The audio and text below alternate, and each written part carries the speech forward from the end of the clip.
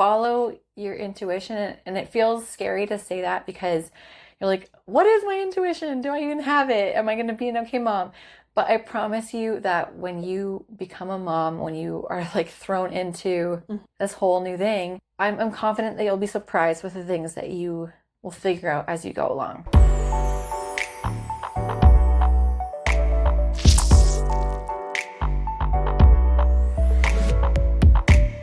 Welcome back to another episode of Smashed Oranges. Yeah, we're back. Yeah, we are. Today we're going to talk about some fun topics, some reflections that we've had over the last 2 years, I guess we'll say, of our motherhood.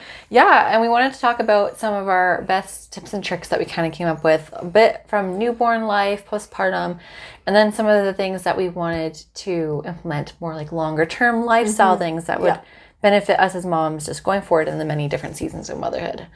So, starting from the beginning, there were some things that I thought of right off the bat and some things that were like a little bit deeper. Yeah. Because I think everyone has so many opinions about like, this is what you need and this is what you should have. And buy this brand, don't buy this brand. Make sure you get this thing, don't get this. Yeah. There are like so many opinions. And especially if you're a first time mom, it can be a lot of noise. Yep. And so just to like start us off strong is I'm going to go in and say, follow your intuition. And it feels scary to say that because you're like, what is my intuition? Do I even have it? Am I going to be an okay mom? But I promise you that when you become a mom, when you are like thrown into this whole new thing, I'm confident that you'll be surprised with the things that you will figure out as you go along. Yeah. Like, don't get so hung up on like listening to everybody else's experiences because it's going to be a little bit different for you, regardless of whatever you hear. So the first thing that I noticed right away with my first experience was that if you go too heavy on like getting all of the things right away, you're going to be shooting yourself in the foot, especially with, to start off with, bottles. I thought I was going to be giving Poppy bottles. I was going to primarily breastfeed, but then also pump to help Josh, take some turns and stuff. Poppy never ended up taking any bottles until now. And so I ended up with like all these different bottles and we didn't end up using them. And so that was something that I realized that you just don't really know what your baby's going to prefer. Yeah. Babies do have preferences. And so if you go too hard with like all these specific brands or all these specific different toys and like interactive things, like your baby may or may not want it. And so, take people's advice with a grain of salt, but also find maybe some of the ones that are kind of tried and true. Yeah. Get a couple things that you can try out. Yeah. It might also be helpful to ask other moms to borrow things because baby life is expensive. As a new parent, you're like, oh my gosh, there's all these things that we need. So try to take as much of that financial load off as possible. I think it's been really awesome to be part of like mom Facebook groups and like any community events, things like that, neighbors, like anybody that you know who've had babies or like in similar stages. It's nice to be like, hey, can I just try this brand of bottle? Or like, what do you recommend? Yeah. What did your baby prefer? I had a lot of friends that recommended the Dr. Brown's bottles and had said they tried like 4 or 5 different bottle brands and the Dr. Brown's bottles were the only one their baby would take. So on my baby registry, I was like, maybe I'll just start with Dr. Brown's and work backwards if those don't work. Yeah. And we ended up not needing another bottle, which awesome. Worked really well. Yeah. Yeah. And I think there are a couple top recommended brands that it's like better just safe than sorry. Why not try that? Yeah. Even if things sometimes seem a little bit more pricey, like you're better off saving yourself the money with like investing in like 1 or 2 good bottles and trying it than getting like 10 different types, Yeah. And along those lines, baby clothes are huge. Like we were given so many baby clothes and I'm very grateful, but I also realized very quickly that we have a preference for our like style and just like we're no frou-frou kind of people, like no little tutus, no cutesy headbands or anything. I'm very like functionality all the way. Like if my kids in pants, they're stretchy pants. I learned very quickly non-stretch denim on babies is no go. No go for me. Yeah. No go for me. Yeah. It has to be comfortable. Like, and I would always think, if I was wearing this and couldn't adjust myself, would I be comfortable? So if there was like an elastic band on something that was going to be tight, like would me as the mom remember to like adjust it every once in a while? Like I just feel like that's too much Well, and I feel like pressure. Babies too, like they're crawling around on the floor. Like am I going to want to crawl around on the floor in my non-stretch denim? Yeah. No, like half the time I don't even like sitting down at the dinner table without undoing the top button. Like, you know what I'm saying? Like, so what? True. No. So true. Yeah, we realized that anything with snaps is annoying. Especially if you're thinking about, like, if you have to change your baby in the middle of the night, or like, I don't know. We should start a baby fashion brand. Functional fashion is all it's going to be. With double zip onesies only. Yeah, right? Costco. Yeah. Shout out to the Costco Peckle brand. Those are my favorite. Peckle are great. Yeah, because you like the feel of the fabric is so nice, and then the double zip. Yeah. So new moms, if you haven't like thought about this before, the double zip is great because there's 2 zippers, and if you need to get the child out from the top, or if you need to, if I've done it where I've zipped down and like tied the top around her waist, like while we have food or something, her high chair. But that's when smart. I've never done that. Yeah, because I would have saved so much mess and stains on my kids' pajamas. Well, especially because even if you push the sleeves up, it like gets on like the back of their sleeves and stuff. So I've done that a couple times, lots of times. And then if you need to change your baby and you want to keep them warm, like you just zip from the bottom, and you can undress them from the bottom down. And so that was game changing, especially like. And if you've got a wiggly baby, nobody wants to be fussing with my kid right now. So wiggly. It's a wrestling match. It's like a 2-man job to change his poop. 100%. Oh, okay. This is a whole other topic that I wasn't going to get into. But let's just quickly address the diaper changing situation. It is like wrestling a crocodile. Okay, it is like nobody prepared me for how much I was going to have to be like, okay, this is fine. I'm not like getting attacked by a bear. My nervous system is so shot by these diaper changes. It's not even funny. When they were little, it was fine. He just laid there. Yep. Sometimes he'd cry because he was cold, but like that was the worst of it. No, now he like full on, like yesterday when Murray had like he was like trying to hold his shoulders to like stabilize him, and he's full blown like arching his back, like rotating. There's like, I'm like, oh my gosh, there's like poop on the wall. Oh no. Oh, that's fun. I've never had poop on the wall yet, but knock on wood somewhere. Knock on wood. It's wild. And he's getting stronger too. So, and then you don't want to like hurt them, but at the same time you're like, okay, we have to get this done. Like, yeah. So this is something that I didn't realize time to potty train. Might be something I didn't realize was a life hack because I've just been like doing it. But for new moms, maybe this is a life hack you didn't know about. When you go to change a diaper, leave the diaper. Like once you unstrap it, use the front of the diaper to wipe first. Like before you go in with the wet wipes, use it to kind of like get some extra stuff off, then tuck it underneath the baby. So it's like folded underneath. So all the poopies and stuff and that wipe are underneath. And then as you're wiping and cleaning, you can kind of tuck the wipes into the diaper on the side underneath the baby. That's what I do. That's a whole technique. It's a whole technique, but it makes like a lot of difference because then you're not having like poopy wipes over here, like especially Poppy, she loves grabbing anything that's like within her general vicinity, and so if I have a used wipe somewhere, then she'll grab it or she'll kick it, and so having everything kind of like tucked into the diaper, and then you just fold it and tuck it in and wrap it up and throw it away. I guess that's a technique that you're gonna have to show me. I will have to show you because it has made a big difference, especially with crocodile rolls. So yeah, there's some techniques you'll learn as a parent that just like work for you and your baby. Yeah. And they'll probably change as life goes on. But that's something, maybe a little life hack you might want to know.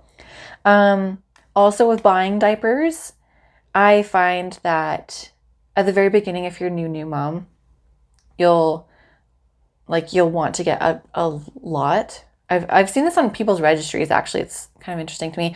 Where they'll get like some newborn 1s, 2s, 3s, 4s. But honestly, just go all in on the newborns for now. And then like, because Poppy, like I was expecting her to grow slower, actually. We actually ended up sizing up at some point because she was having so many blowouts. And I was like, but you're supposed to fit in these size diapers. Yeah, no. And then we sized her up and it like changed her lives. And side note, different brands of diapers. Yeah. So you'll find your diaper brand that you prefer. So, and that will make a big difference. It does. When you find your diaper brand that you love, your life will be all the better for it. You're homies with the diaper brand. You're like, we're never moving on. It's just little things, right? And it's funny, the diaper brand I ended up loving the most wasn't the one I thought I would love the most. Me neither. No. I don't I think we've tried a couple different ones, but I'm not even going to say it because you just find your own brand. Yeah, find your own diaper brand. Yeah. We're not going to plug ours because it's going to be different from you. I will plug, though, Zoe diaper, or it's not even, Zoe laundry bar soap. Oh, okay. Miracles for getting poop stains out of baby clothes and bed sheets and all the things. That baby poop is made of something else out of this world. Yeah. Similarly, we were recommended a spray that is actually non-toxic. Like, it's good for babies, good for animals. Yeah. And so that made us feel good. That wasn't just like bleach. It's called Folex. So it's in a white bottle with green writing. Okay. And I'm not sure, but I think it was supposed to be like a carpet cleaner. But you can just like scrub it in. Cool. And then we wash it afterwards. But it's branded as like you could just like emulsify it and it disappears. Neato. But that was really good too because you can get kind of attached to your baby clothes. Some of them I do. Yeah, right? And especially if you want to like hang on to them for other kids. Yeah. Then you're like, oh, I don't want like nasty poop stains on everything. Be able to use this. So that was interesting. Very helpful for us. Yeah, for sure. Yeah. Some other things that I noticed as a new mom. Let's see. These were some things that really made a difference for me postpartum. So not so much baby. Yeah. But postpartum, having water stations everywhere. Okay. You need to stay well hydrated. Yeah. You know, you're told that when you're a pregnant lady, stay hydrated, but you kind of forget about it when you're in the trenches. Yeah. And so plug to Josh, like I say this in every episode, Josh has just been like amazing partner. We love Josh. Josh's biggest fan. But he always made sure he filled up my water bottle. And I remember running into coworkers like 2 months postpartum and they're like, oh my gosh, your skin looks amazing. I was like, I know, it's because I'm the most hydrated I've ever been in my entire life. My man gives me water. Yeah. But seriously, staying hydrated, I'm sure like makes a big difference. Just your mood too. Your mood, how everything's functioning, really, really important. You're also producing, like if you're breastfeeding, your body's using more water to put in breast milk. Yeah. Yeah. Well, and think about like the quality of just like your organ function and stuff like that. Like you're just going through so much. Your body's going through so much. So you want to be able to support it as best as possible. So hydration is key, but also snacks. Okay, my go-to. Hear me out. Okay. Spoonfuls of peanut butter. I love that for you. That sounds wonderful. With nothing on top? Like you just like midnight. Baby's up for the 4th time crying, just like spoonful of peanut butter. Okay, I lied. Wash it down with a glass of milk. Ooh. That sounds very refreshing. It's so good. I was like, okay, I can go back to bed now. It's the little things because you're so famished. Yeah. Like I've never been that, like the first 2 weeks postpartum, I've never been that hungry in my entire life. Yeah. Like I was demolishing like cucumbers and hummus and that's way pumpkin seeds. Good for you. Yeah, they're high in potassium, which is good for you. Smart popcorn, like the white cheddar flavor. Oh, yeah, those are good. Fire. Those are good. Chocolate covered almonds. You got me with chocolate. I'm here for anything sweet. And the sweet tooth here. Sames. Chia seed pudding also too to help with that first poop. Yeah, making sure your fiber is good. I think having a good balance because as you're talking about the things that you're eating, honestly, like there's a lot of good balance. Even like a spoonful of peanut butter and milk. Yeah. Like that's some good balance right there between like your fats and protein and stuff like that. I found that having things that really filled me up, like you have to focus on calories, but also having like a variety of your macronutrients. So proteins, carbs, and fats in your meals, but snacks too. Like just have as much variety as you can. I just really enjoyed like energy balls, little date balls, things with like oats and stuff. I remember a mom before I'd had Poppy had dropped off, it was really sweet, this whole like letter of like tips and tricks that she'd experienced. Right. And then give me some of these like little snack size bars and stuff. And I just plopped those around the house wherever I would end up being. And just in the middle of the night would go find them and be like, ooh, little treat. Because it's just something a little bit different than what you typically have. And I don't know, just having like little pick-me-ups are kind of nice too. Just it's a big help. Little treat. But making sure that you're well hydrated, well fed. Yeah. And don't let it go too long between like you eating. Yeah. Because again, sometimes you can. I felt like I was eating, especially at first, like every time the baby was eating. Yeah. So, like every 2 hours I was That's eating. That's a good habit. Like a small snack / meal. Yeah. I think that's a great habit. Yeah. That's around the time I would get hungry too. So like, that makes perfect sense. Yeah. Yeah. And those first few days, weeks are kind of rough with just your body. And so there were a couple things that, especially because I delivered vaginally, that I found really helpful. Yeah. So I'm going to plug the Frida Mom brand because they have, I use like their freezer pads, and you can DIY them too, but I don't think I ever really got around to that. I don't think I needed them as long as I thought I would. Yeah. But the freezer mom packs were amazing. Also the Tux, they're not Frida Mom, but they're Tux pads. They're witch hazel. Yeah. And so I would actually like layer stuff up. So I would use your adult disposable diapers, fashionable, and then the Frida Mom freezer packs, and then put witch hazel and like line it all along there. And then use the upside down Perry bottles, because you can get, especially if you go to a hospital, I think they give you like a regular Perry bottle squeezy with a little spout. But I had one that was a spout and then kind of came down on an angle, and so you could hold it upside down and spray it up your lady bits. Yeah.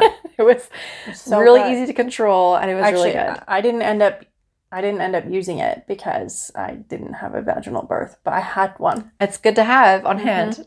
Side story, I didn't have one on hand when I delivered, and I had to ask my sister-in-law, bless her heart, to go pick one up for me, because it was just something on the back of my mind. I was like, I need to have this in my basket, and then just like never did. Yeah. And so, like 4 hours after I delivered, she came and dropped it off for me, and saw my brand new baby. But so that was really nice. But that really came in clutch, just making sure that you can kind of take care of yourself down there. Yeah. I'm gonna tell you, period underwear. Tell me more. Okay, so this changed my life, and so like I don't know, I could have just been bleeding a little bit less than you, but like after about a week, I was so over wearing pads. Yeah. Because like when you have a C-section, they clean you out. And so I was told I probably wouldn't bleed as much as if I had a vaginal birth. Makes sense. So yeah, for me at about a week postpartum, I was like, okay, I'm so over wearing pads.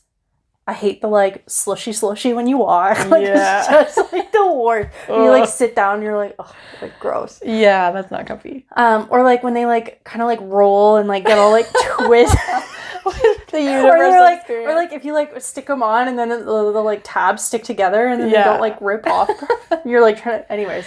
So annoying. Period underwear changed my life postpartum. Really? Yeah. So at about a week, I had a gift card to Nick's because a friend was like, oh, you should get their nursing bras, but I wanted to wait till after the baby was born to make sure my boobs were the size they needed to be to fit the bra. So at that time, I was like, oh, like I actually ended up with some other nursing bras. Let me get some underwear. Okay.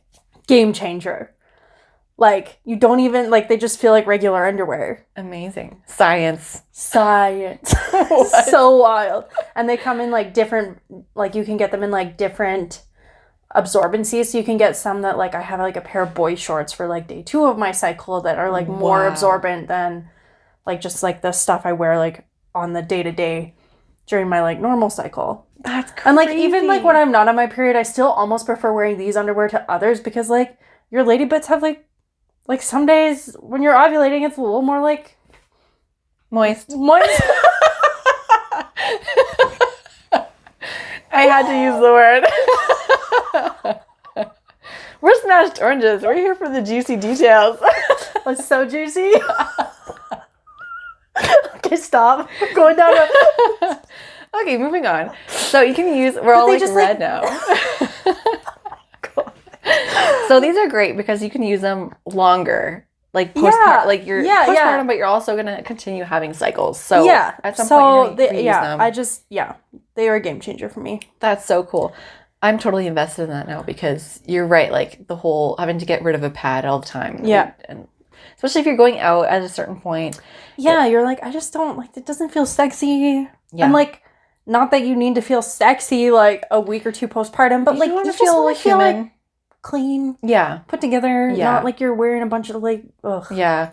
I found that when I transitioned out of the disposable diapers, I got a couple, like, really high-rise, full coverage pairs of underwear from Amazon. And it was nice to just feel like, just all tucked in, you know, and just like everything is a little compressed, and especially like your belly's all blah, blah, blah, because there's no baby in there. And so just to be able to have some compression is kind of nice.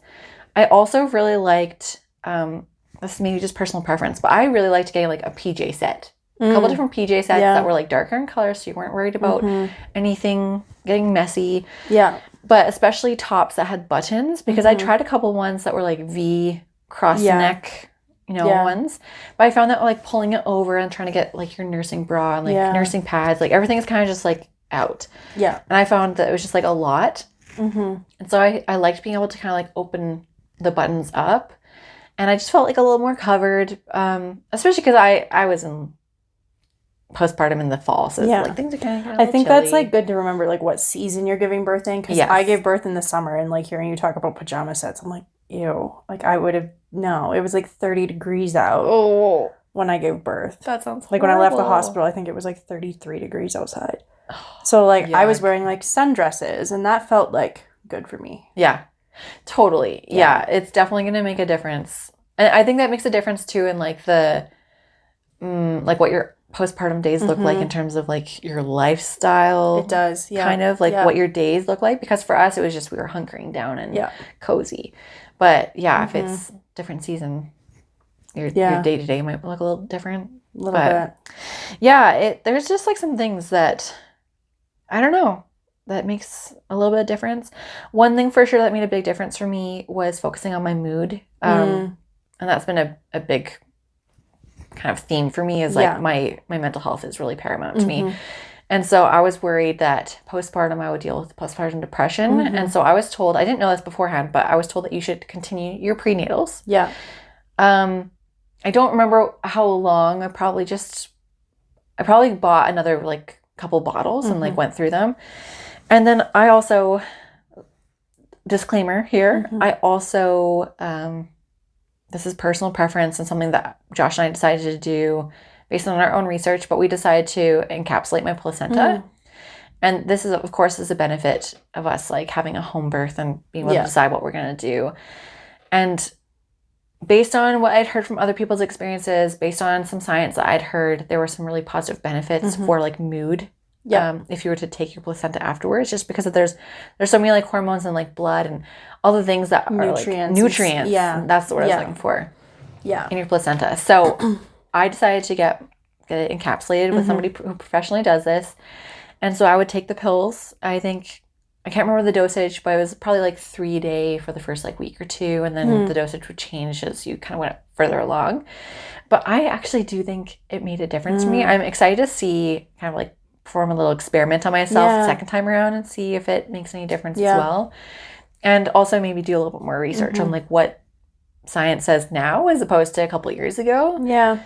I had done a little bit of research on this, and it's kind of split. It was kind of split, yeah. And the reason we ended up, well, partially because we just were like, we don't really feel like paying for this if it wasn't like 100% going to do something. But we had also read somewhere too that because the hormones in the placenta are like hormones that were like balanced while you were pregnant, that like I've heard that like after, there was some people that said that like that might actually not be good for like breast milk production, because like the hormones for being pregnant are different than your hormones when you're producing milk. Personal experience, I did not struggle with my breast milk. Okay, cool. That's good to know. Actually it might be good to know, so maybe take that into account. But again, it's going to be different people experiences, so that's why maybe with this, like, take some time to figure out what works for you, what you feel good with. Do your own research. But if that's valuable information to know, I never struggled with my milk supply. Your girl had some porn star boobs, that's for sure. We did not struggle with the milk supply. Over here with our porn star boobs and our juicy vaginas. God. This is not an R-rated episode. I'm sorry, y'all. But those are some things early postpartum. I'll take an ad break right here. But those are some things that are a little bit more relevant to the first couple weeks, months. Yeah. Right? But there are some things that we realized early on that we wanted to establish that would help us on longer term, right, as the other chapters of motherhood unfolded. So do you want to expand a little bit more on some of yours? Yeah, so I think for me, I mean, we've talked about this in a few episodes now, but therapy. Oh, yeah. Big thing for me. Yeah, just to help me, like, process all of the changes in my life. Because it was a lot, and sometimes I think it's just good to have a sounding board that's, like, not personally vested in what's happening. Totally. So yeah, therapy, we've talked a lot about that in other episodes though, so I don't really want to get too much into that. A shared Google Calendar became a non-negotiable for us. Like anything that is happening in the week has to be in the Google Calendar. Yeah, like we kind of shared one I think before we had a baby, but after it just like we utilized it more so that we're not always having to have conversations when people are asking like, oh, like do you have time to get together on Wednesday, or like, you know? Yeah. I feel like that must help a little bit of the partnership aspect, like unifying you guys. Yeah, it does. Yeah. And it helps us with communication too. Yeah, totally. I think. And like streamlines our life a little bit. And I think too, like getting into the habit of it now will like help us down the road when we have kids and like extracurricular activities. Yeah, that's going to be a lot. It'll be a lot. Yeah. And then kind of communication too. Like really just like holding space for each other to have a non-judgmental space to like talk about what's going on and actually like focus on resolving the issue. Like I think when we have conversations, we go into it both with like we're on the same team. We're not against each other. So if something's not working, how do we make it work so that our team goes faster? That's amazing. Yeah.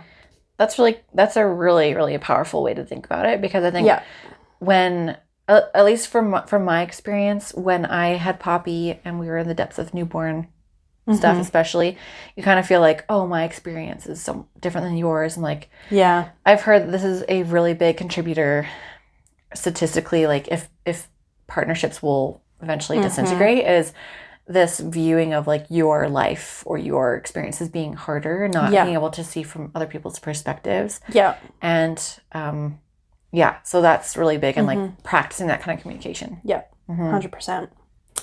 Yeah, so that, and then I also think for me too is teaching my kid to be independent, which is tricky because it's so you don't know your child's like every child's temperament is a little bit different, their personality, but I do think there's some value in like there's some things you can practice to help that. So what does that look like?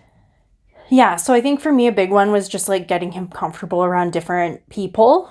So I mean, we're blessed in the sense like we both have families that we trust and are both in Calgary and are both actively involved in our lives. Nice. Yeah, and so like I don't take that for granted. But yeah, that was a big thing for us, was just like getting him used to like, oh, now you're spending time with just grandma and mommy's not here now. Mommy like went to the grocery store, mommy's now at work or whatever. So yeah, like he's super confident like with both sets of grandparents and with like Omari's auntie. She helps out a lot. Yeah, and so like I think that was huge for us, is just like getting him used to different people. That's great. Well, I know you guys have also been really cognizant of going out. Yeah. Like you do a lot of things publicly too. Yeah, we do get out of the house at least once a day. And that's partially just because I don't like being at home. Yeah, this is a whole thing. I want to talk about it, but I want to still make sure that we're talking about independent, because if you're in public, it's one thing to say like, oh, we're with people that we know and trust and have been around a lot.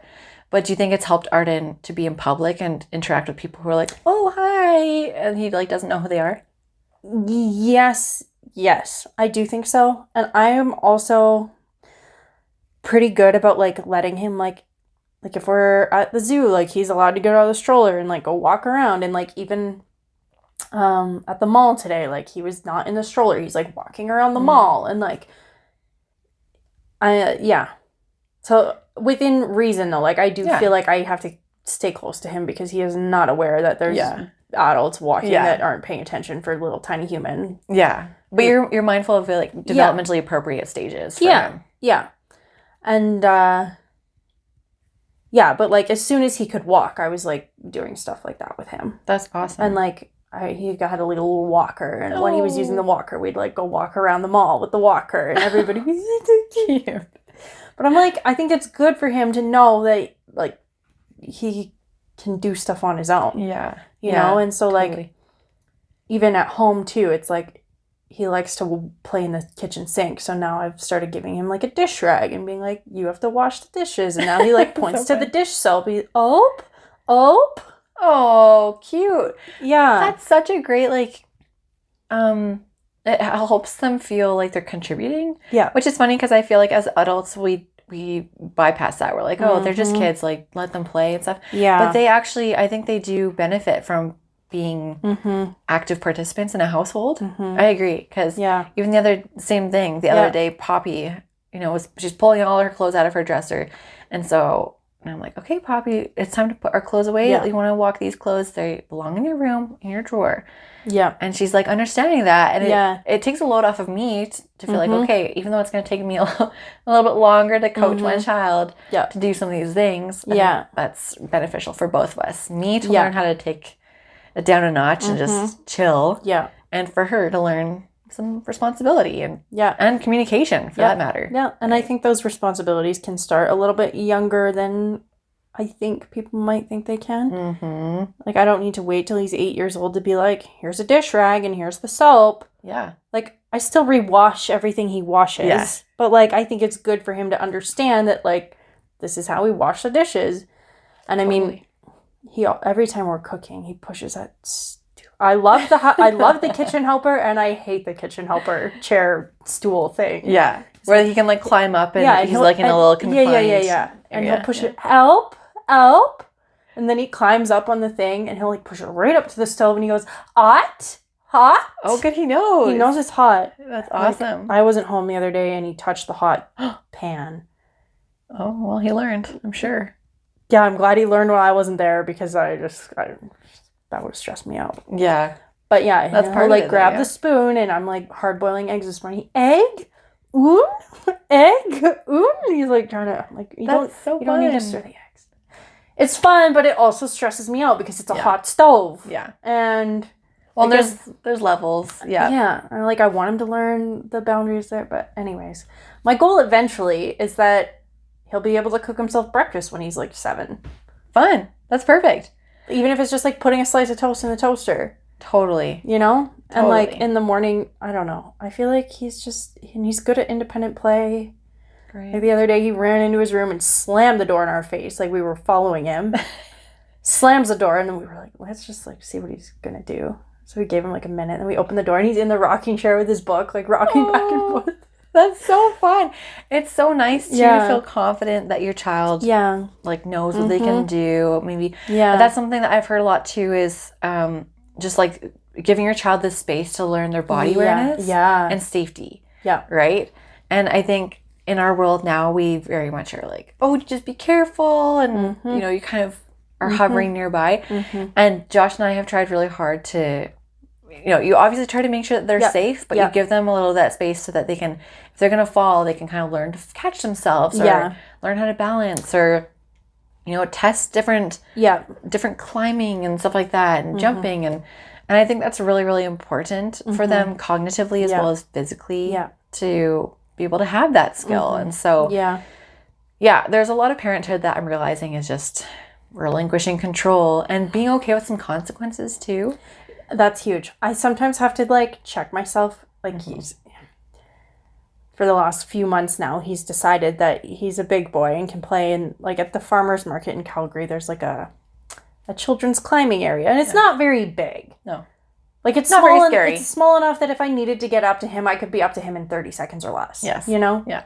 And I can see where he is for most of it. And so now he's decided he can play in the big kid section by himself. And he can. and he's doing it. And he can. And that's the thing, too. Like, I think I just had to remind myself because he was, like, telling me he was ready to go do that. And I had to be like, okay. So I went in with him the first handful of times. And then, like, as the weeks progressed, it's like, okay, he seems to be doing pretty good. Like, maybe I can just, like, back up a little bit. Yeah. Or, like, not follow him in the whole way. And he's, like, totally good. So now it's like, okay, I'll just stand at the bottom and, like, let him do his thing. We were there the other day, and there's a section where there's, like, probably, like, a 2-foot drop between, like, It's like levels, so you can climb up it and get down it. But it's designed for a kid who's like 4. Can climb easily Up like a 2-foot gain. Arden is not even 2 feet tall yet. Like, Arden couldn't get up it on his own, but somehow he watched a kid who was 4 jump from one thing to the next thing, and I see it in his eyes. Like, he's like, oh, that kid jumped off that thing, and he goes and he, like, grabs the netting on both sides, and he sticks one foot over, and I looked at him, I was like, don't do it. And he kind of giggled. He's like, and then he switches his feet, and he, like, sticks the other foot over. I was like, Arden, don't jump. And in my head, I'm like, the worst thing that's going to happen right now is he's going to jump and he's going to fall and he's going to cry about it. Yeah. But that's not far enough to actually hurt, but enough to just shock him a little bit. Yeah. Likely not far enough that he's actually going to get injured, but just far enough that he's probably going to, like, cry. And I can handle the tears. You know? And he ended up deciding that that wasn't a good idea, and he backed out and he didn't jump off. But, like, it's only a matter of time. It'll happen sooner than later, for sure. Yeah. You're right, though. There was something my mom used to always say, and it's, if we were to watch our lives, like, let's say motherhood times, early childhood, if we were to watch this in second, third person, it would be like watching a comedy on a TV show where we're all seeing it, we're laughing, and it's because it's relatable and it's funny and a little scary a little bit sometimes for whoever's involved, but it's all okay, you know? And that's so Modern Family. Oh, yes. So good. So good. I should rewatch that. I should rewatch that too. Yeah. But yeah, just because it's like, we've been there before. Someone's had that kind of conversation before, you know? And so having a little bit of perspective as we go through different seasons, be like, you know what? It's not that serious. Like, it's really not. So I think being able to give ourselves a bit of grace in every season is going to be really important. 100%. Last point. What else you got? What are some things that have made a big difference? And we talked about going out. I just think, like, just kind of going back, like, giving yourself grace. Like, it's okay to cry. Just phone a friend. Big one. Feel your feelings. Huge. I think that's been a big lesson. I try not to cry about the same thing twice. Oh, I definitely do. Sometimes I will cry about, like, the same thing twice, but from a different perspective. Yeah, okay, that's fair. You know what I'm saying? Yeah. So, like, if I'm going to feel emotional about something, I just, like, let myself feel really emotional about it to the point where I'm like, okay, it's, like, cleared now. And then usually if I do it that way, I don't cry about the same thing twice. I think what you really mean is you address, like, what it actually is. Yeah. You know? Yeah. Because I think that's a good point, is being able to, like, okay, maybe dig a little bit deeper. Like, I'm feeling this, but what is actually like triggered inside of me? What am I actually feeling? And that kind of goes back to communication a little bit too. Like, being able to address those things. And again, especially as, like, little triggers change with your kids as they get older, as your life changes, like, you have to be able to assess that stuff and to be able to move on and grow. So I think that's a great one. Yeah. But I think there's a lot more that we could talk about. It's kind of fun to reflect on the last 2 years for us. It's so fun. There's so many things. I'm like, oh yeah, I forgot about that. Oh, yeah, I forgot about that. I know. It's kind of fun for you because you're kind of like... I'm like restarting the process. Yeah. So it's kind of fun to feel like, oh, I feel like I know a little bit what I'm doing this time. And I'm not quite as anxious. And, you know, there's a lot of things that I'm going to do a little bit differently. And so that could be a whole other... Probably post a little bit more about that on my social media. But it's been fun to reflect, and it'll be cool. I would really like to hear back from our listeners. I would love to hear some more comments and questions about like first-time moms, any questions, things that would be helpful for you, or if you've experienced before, you know, what sort of things were really impactful for you, what's made a difference. And I just feel like there's so much value in our community that sharing all this stuff is just great. Yeah. It just brings so much power to other women. Yeah, so 100%. With that being said, guys, thank you so much for joining us for this episode. Yep. If there's anything, we are going to put a few links in the show notes about just like different products we were talking about that you can link to if you want to like find specifically the things we were using. Yeah. Yeah. And on that note, like, subscribe, follow. And follow us for more. Yeah. We'll see you next time. Much love. Bye.